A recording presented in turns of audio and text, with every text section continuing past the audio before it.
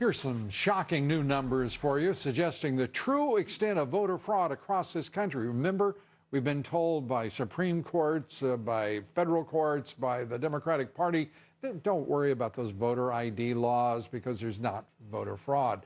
Well, a Pew Research report shows that 1 in 8 voter registrations are, quote, significantly inaccurate or no longer valid, suggesting further, potentially some 18 million invalid voter registrations in this country, nearly 2 million dead people, that is, dead, are still listed as voters, and they've got friends who apparently keep them company come Election Day.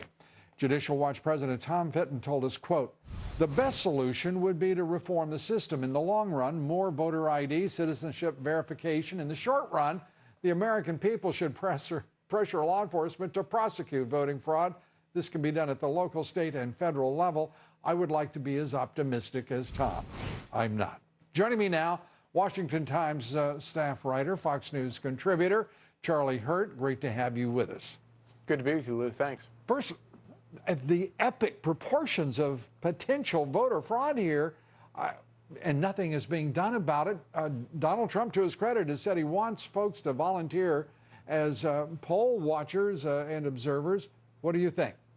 Yeah, it really is. That report is really terrifying, and especially when you consider how hard the left fights against the idea of just showing your ID in order to cast a ballot.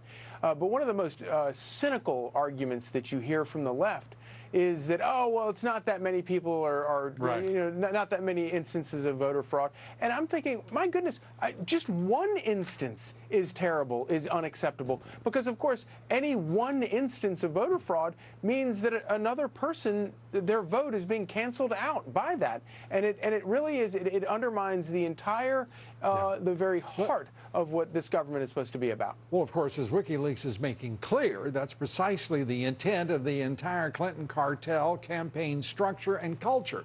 It is an extraordinary series of revelations validating what many of us, somewhat cynically, one might also say well-informed, believe for a long time.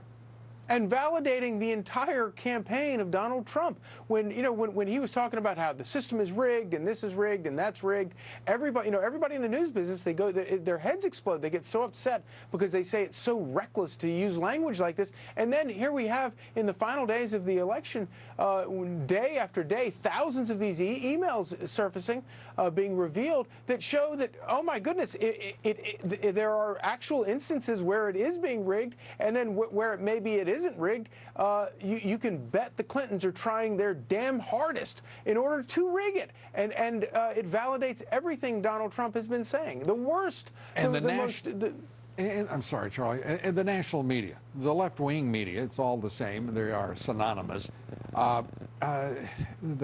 The establishment, everyone is working against Donald J. Trump. They are working on the left, the right, the Republican leadership, the Democratic leadership. They hate his guts because he is taking them on. The establishment.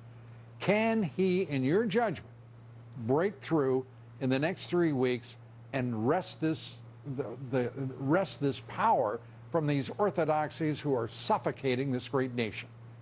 I really don't know, Lou. I mean, what we have seen in the last 2 or 3 weeks, where the media has gone after, it's one thing to go after the guy during the primary when he's just he's a showman, a real estate developer, and he's saying things that shocks people and all that kind of stuff.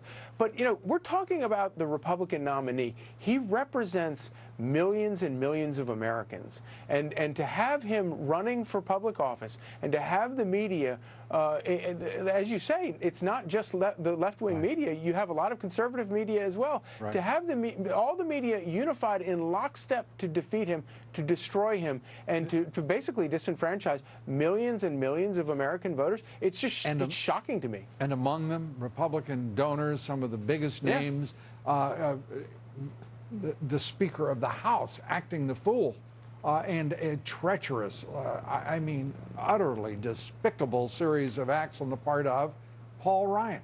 Your thoughts? Those are all self-inflicted wounds.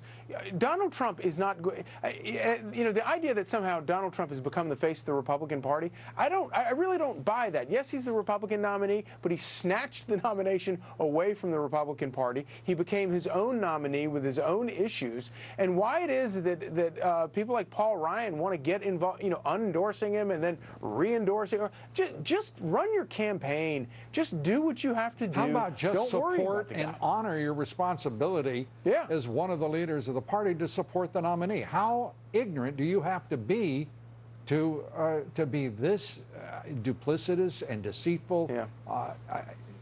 What do you think? It's Does incredible. he survive? I don't know. It's a lot harder to imagine today than it was 2 weeks ago. Is he going to what? Get converted. I don't know. That's a good question. All right, I got 2 I don't knows. That may be a record for Charlie Hurt. Good to have you with us, Charlie. Thanks so much. Lou.